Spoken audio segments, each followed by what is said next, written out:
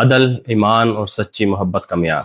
خدا تعالیٰ نے عدل کے بارے میں جو بغیر سچائی پر پورا قدم مارنے کے حاصل نہیں ہو سکتے فرمایا ہے، لا یجرمنکم شنآن قوم علی الا تعدلوا اعدلوا هو اقرب للتقوی، یعنی دشمن قوموں کی دشمنی تمہیں انصاف سے مانے نہ ہو، انصاف پر قائم رہو کہ تقوی اسی میں ہے۔ قرآنی تعلیم نے جانی دشمنوں کے حقوق کو بھی ضائع نہیں کیا اور انصاف اور راستی کے لیے وصیت کی۔ امام الزما حضرت اقدس مسیح موعود علیہ الصلوۃ والسلام فرماتے ہیں، میں سچ سچ کہتا ہوں کہ دشمن سے مدارات سے پیش آنا آسان ہے، مگر دشمن کے حقوق کی حفاظت کرنا اور مقدمات میں عدل اور انصاف کو ہاتھ سے نہ دینا یہ بہت مشکل اور فقط جوان مردوں کا کام ہے۔ مزید فرمایا، اکثر لوگ اپنے شریک دشمنوں سے محبت تو کرتے ہیں اور میٹھی میٹھی باتوں سے پیش آتے ہیں، مگر ان کے حقوق دبا لیتے ہیں۔